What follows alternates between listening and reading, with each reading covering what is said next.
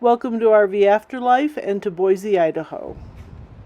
We didn't do an intro to the old state penitentiary because we saw on the website that they wouldn't allow any kind of photography. But what you're going to see is pretty amazing. This penitentiary was open for over 100 years. And so, I don't know, I learned a lot.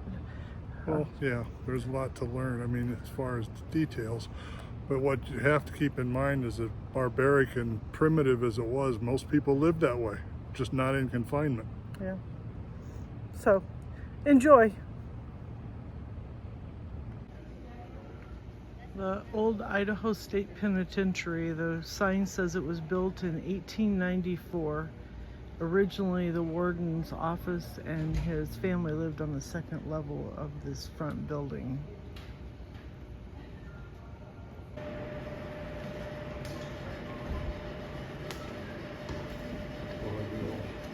We are going to take the guided tour. 11:30. Yeah, just pretty quick. Starts here. No. Starts down the sidewalk, down the stairs. Oh wow, this is pretty. Down the sidewalk, down the stairs. Awful pretty grounds for a prison.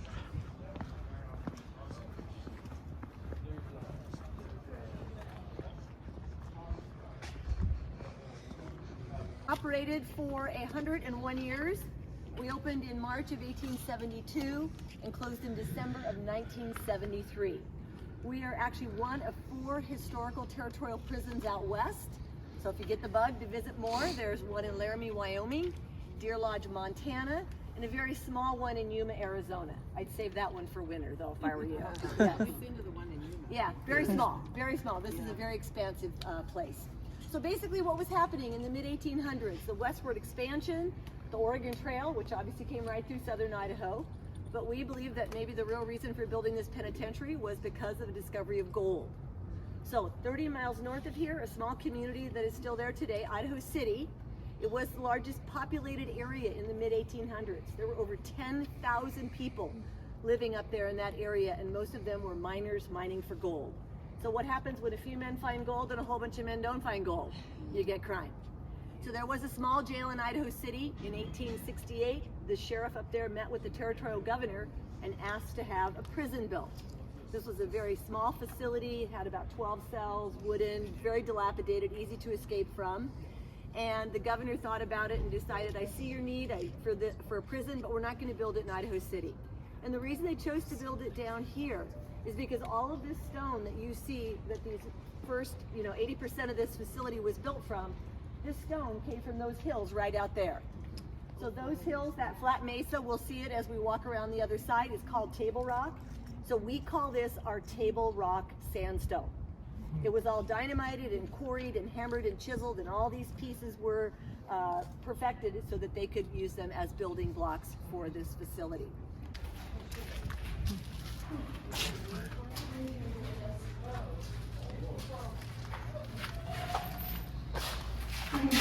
So we're going to talk in here if you're comfortable. It's small. If you're not comfortable, you're welcome to come back out.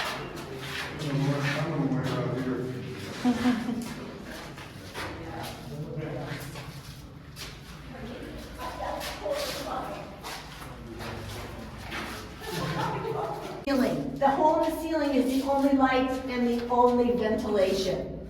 There is a toilet and a sink in each of the 6 cells. There are? They're not anymore. The only problem was there were usually more than 6 inmates behaving badly. We have warden's reports that indicated at times there would be 5 or 6 grown men in each of the 6 cells for a minimum of 30 days. And believe me, they were probably not 5 of your best friends. But there was never an incident in here. We never had an inmate hurt, harm, kill another inmate, nor did we ever have a suicide in this particular cell house. Oh, there he is. The one that's open. How do you sleep in that? Peek in here, whatever you'd like to do. This area is called Siberian isolation, and that light is all the light they get. So in this cell house, there was no hole in the floor. And if you look in the cell that's open, you'll see the hole that's been filled with concrete. That was it. So there was a pipe that was connected. It ran from the dining hall, and it ran under these 12 cells, and there was a place outside where the guard could lift a little lever and water would flush, and then there was the drain field down there. Okay, again, you can turn the same number of inmates. These two are as well. So the first house that we're going to go into opens in 1911. It houses 160 inmates, as does this one that opens in 1928. This 1911 house is our first house with electricity. No plumbing, but electricity. So every cell has a light bulb and its own honey bucket. A ventilation shaft in each of the cells. So that is the locking system. It's a huge set of gears that opens all of the cells. When you come in here, you can kind of get an idea of how that works. So again, we are only in half of the house. We have 10 cells, 2 men in each cell, 4 floors. So we've got 80 men on this side, 80 men on the other side. There was another heater about this size down there. That was the only heat, okay, for 4 floors.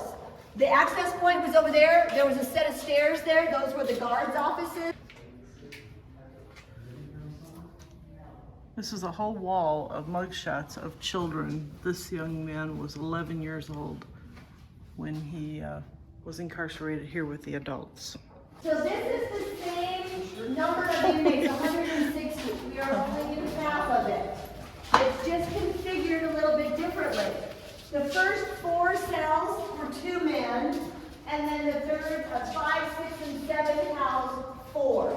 And then 4 became the norm for the next cell house that we constructed. Okay, again, this cell house had that main lock right up here that was operated over in the guards' offices over there. And this cell house, they did away with keys. So there were little buttons around this lever, and when you were in the safety of the guards' office over there, or the guards' area, they would just push button number 5, it would unlatch, and the inmates could just come out on their own. That's the entry door.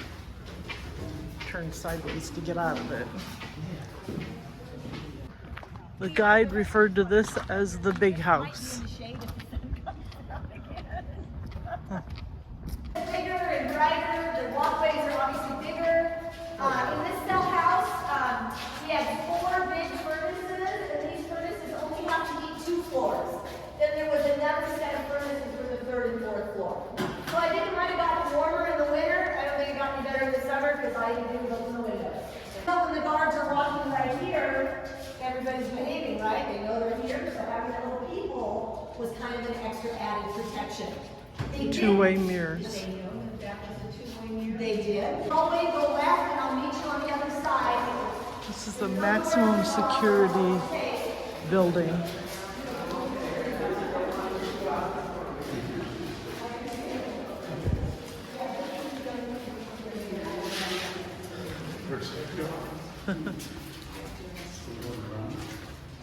Yes.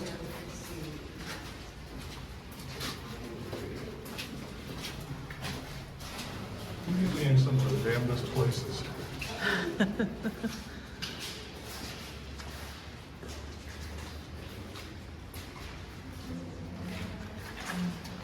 picture of the shower.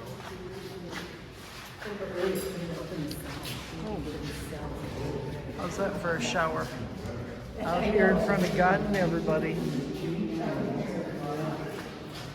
It's called maximum security.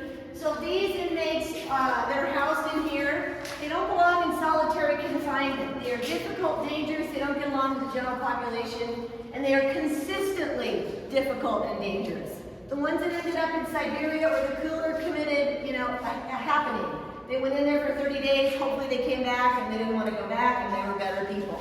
These guys, it took longer for them to figure out if they wanted to be part of the general population, and sadly many of them didn't. They liked being here all by themselves. They did not have to share anything. There's 1 man per cell. They are locked up for 24 hours a day. They receive 3 meals a day. It is not a bowl of food though. It is a tray of food from the dining hall. They can read books, they can write letters, do crossword puzzles. We had a fabulous library here. They did not have to sit in their cell and do nothing unless they chose to. Every inmate received 1 hour a day where they could go outside by themselves. They could not go outside and play basketball. They had their own exercise yard right out through this door. It is simply a concrete slab with a chain link barbed wire fence. She's going to unlock the doors. So those 4 are open, pull them open, step inside, take a picture.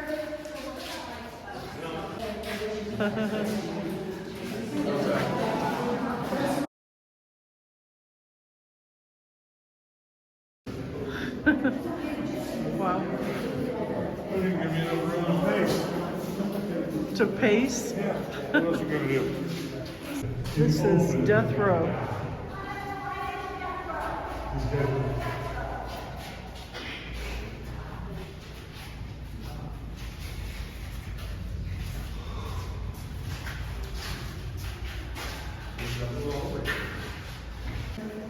This is the man who was the last execution at this facility. We actually hired the executioner that was working at the penitentiary in Walla Walla, Washington. So he came over to perform this execution. Raymond is on the board, strapped to the board with some of the guards, and the warden, Lou Clapp, is bringing him in, and it takes a while. So the executioner wants him right here behind the orange line on the white circle. So Raymond kind of makes his way over, super securely in place. Wouldn't be out here. Anyway, the warden Clapp puts a black veil over his face, neck, and drapes it over his shoulders. From the island is the noose. The executioner got it secured around Raymond's neck. By this time, the warden and the guards are back over here in the witness room. We will go over here next. And when the warden nods, the executioner pushes the lever, the floor retracts, and Raymond drops into the drop room. So Cora's parents lived in Boise. They were invited to the execution. They said no thank you. So basically over in their viewing room was just the warden, guards, and some of the police and the detectives that worked the case.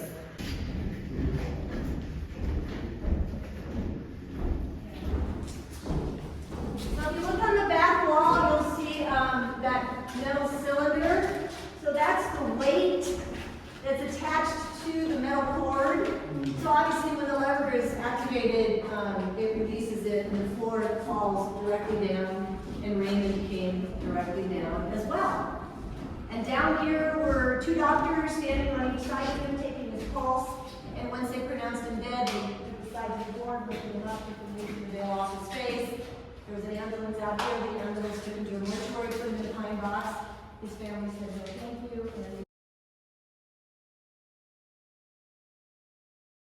J. Curtis Earl was a weapons enthusiast who, when he died, donated his entire collection to the state of Idaho.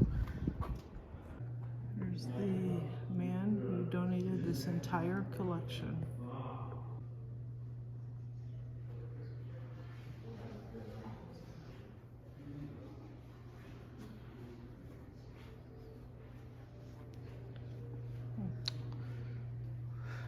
Wonder how you get your hands on a Gatling gun.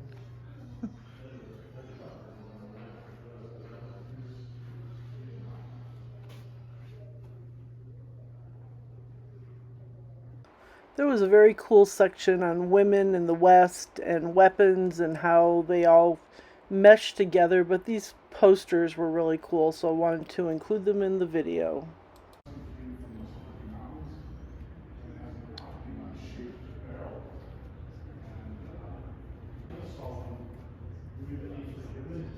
What war is this? Is this from the World War I?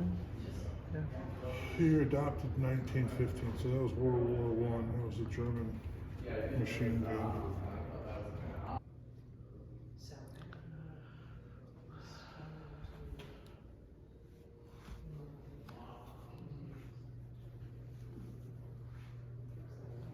It's an unbelievable collection for sure.